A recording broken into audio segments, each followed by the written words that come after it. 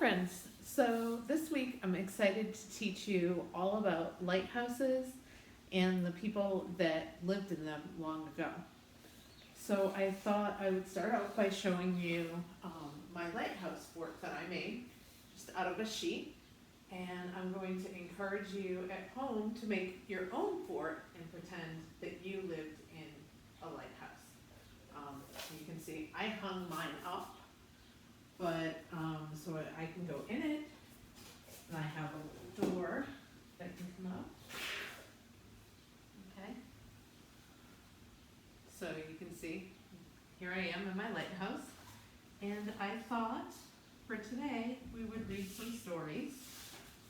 And this is something you can do when you build your fort with some sheets or blankets and furniture, and then you can pretend that you were a kid that lived in a lighthouse too.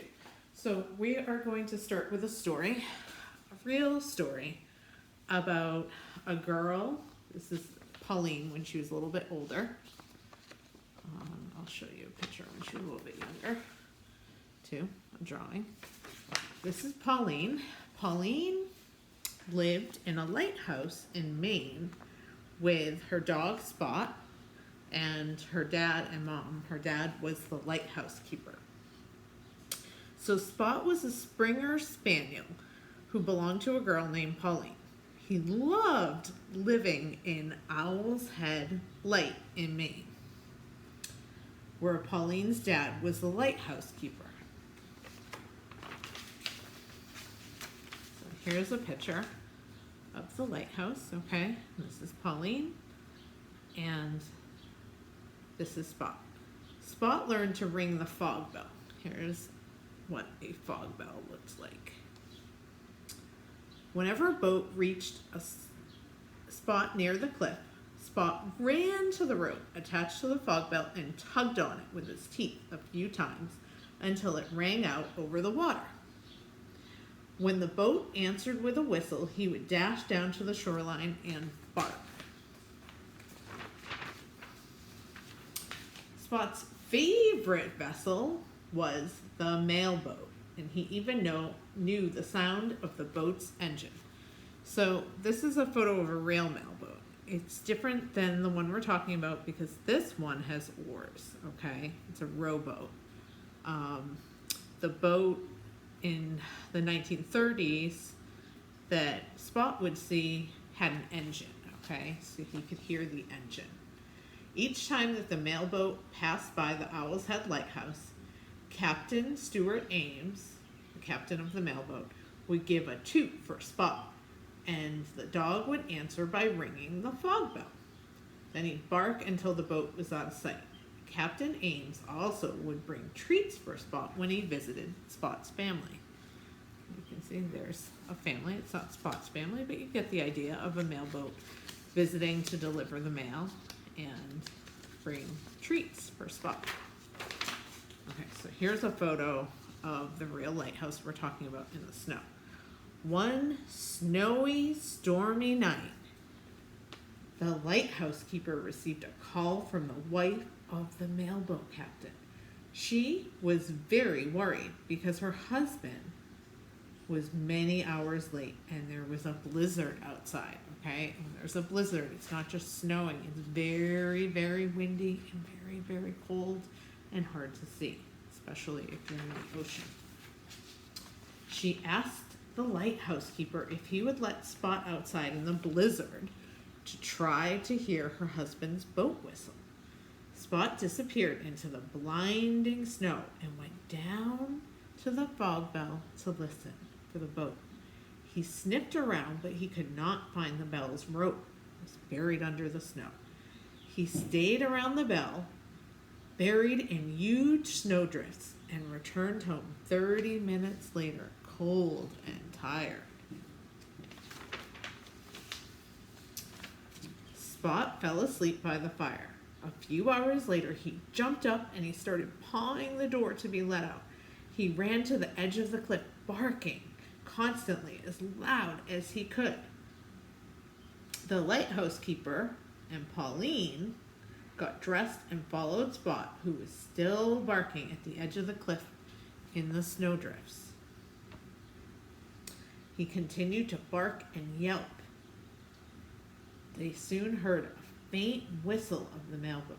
He kept barking until the boat came nearer through the storm. Spot would continue to bark as the boat neared the cliff. Captain Ames on the mailboat heard Spot's barking and gave 3 blasts of the whistle to signal back that he heard the dog. 2 hours later, Captain Ames's wife called to thank the Hammer family, and especially Spot, for helping her husband to reach the harbor home. Spot is credited in saving the captain and the mailboat that night. So he was an amazing dog that was owned by this little girl, Pauline, that lived in the lighthouse in Maine. Okay, so that's our first story. So let's also talk about other stories now. So why did people live in the lighthouse? Well, this is a long time ago. We didn't have GPS, and most of the things that people needed, supplies and stuff, would be carried on boats. And the boats needed to be able to get safely to shore, and they didn't have GPS. And this is before we had electricity and technology to make the lights work on their own. So back then, you had a lighthouse keeper that would light candles, or later an oil lamp, to keep the light burning for the boats to see at night, so they could get safely to shore. There were lots of jobs. They had to keep everything clean, and they lived there with their families a lot of times. And so let's talk about, I'll show you, I'm going to go back in my lighthouse. There I go. And I'm going to take out this book I have called Lighthouse for Kids. Okay? So, let's see. Okay, so this is Lighthouses for Kids. And this is going to tell us some of the things real kids did when they lived with their families in the lighthouses. Okay, so let's start here. So, oops, wrong page. Okay, so one of the things families would do is they would collect seashells. Okay, and here's a story about a real family. This one doesn't have a photo, but it says there was a family that lived in San Diego, California's Old Point Loma Lighthouse. And they would collect shells from the nearby beach. Henry, Robert, and Joseph Israel would collect the shells with their mom, and then they would polish the shells with grindstone and sell them to visiting tourists. They also gave smaller shells to their mother, who made these frames. Okay, so that was one thing you might do to keep busy and also help your family earn a little money. Here's another little boy. He's in Scituate, Massachusetts, and let's learn about him. So, let's see. So there was a shipwreck that people were pretty excited about, that was in Delaware Bay. There was a shipwreck, and there was lots of canned food that floated ashore, but there were no labels on them, so they never knew what they were going to eat. They got surprises. A lot of it was peaches and cherries, which they really enjoyed. But there was another shipwreck in 1921 at the Boston Harbor, where this little boy, Harold Jennings, lived. And it was boxes of coconut that washed ashore after the shipwreck. And this little boy got very tired of eating coconut and said he never wanted to see another one in his life. There were also people that would pry abalone, which is a type of seafood, off the rocks, and they could dry that out and eat it. They would grow gardens. Let's see. gardens. They would sometimes, to keep their kids safe, if their lighthouse was in the middle of the water or on steep cliffs, they would tie a rope, parents, around their kids to keep them safe. So one time, these little girls, you can see them here, their names are Jean, Diana, and Joan Owens. They lived at the Point Arena Lighthouse with their dog, Pal. Okay, it's a little bit hard to see the dog. He's black, and it's all black and white, but you can see him a little bit. And one day they had to help save their family cow because it went over to the ledge and went down several feet from the lighthouse and couldn't get back up. So to rescue the cow, they had to tie a rope to the car and the other end to the cow, and then they were able to use the cart and the rope to pull the cow back up to safety. Let's see, in the summer, kids got to play along the sandy shoreline, and they might be able to, if they lived on a lake, they could swim in the lake. If they lived near on the ocean, they could swim in the ocean. If they lived on a rocky island, they might find a tide pool and make it into a swimming hole. They could have picnics and eat outside. Sometimes they got to row a boat, and it was important to learn how to tie knots, because if you had a boat and then you wanted to go ashore somewhere, you had to tie it up so it wouldn't float away. So they would learn how to tie these boat line knots. Let's see, here's another photo of a lighthouse. And let's see, let's go here.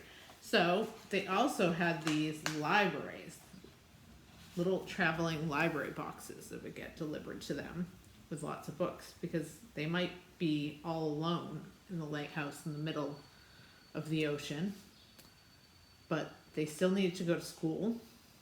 So there were different ways. So if the weather was calm enough, they might be able to get on a boat and go to shore and go to school there. Sometimes, let's see, there was a boy that went on a city police boat, Harold Jennings. In the 1960s, Ricky Winchester and his sister lived at the Cape Nettic Lighthouse in York, Maine. A narrow channel separated the lighthouse from the mainland.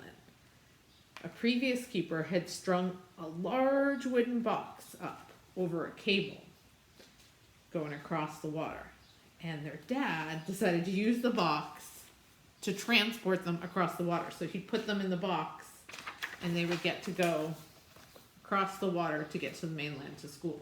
Except when his boss found out, the Coast Guard, they were not very happy. They thought it was not very safe, and so they said no more. This family, this is Glenn First's family, and the older siblings had to walk 4.5 miles each way to the island school. It's a long way. Some kids couldn't get to school at all, so their parents would teach them, or sometimes the teacher would come to them and live with them at the lighthouse. So that happened in Maine at the Seacoast Mission, and there was a teacher, Mary Ellen Chase, and she taught a few children there, and when she wasn't teaching, the kids taught her some things. They taught her how to row a boat better, how to tie special knots, and how to climb to the top of the lantern room of the lighthouse without getting dizzy. The nice thing was that children could spend time with their parents when they were working, because they all lived in the lighthouse. Okay? So we'll be learning more about lighthouses and the people that live there all week long. But this was our first lesson, and I hope you had fun. Bye.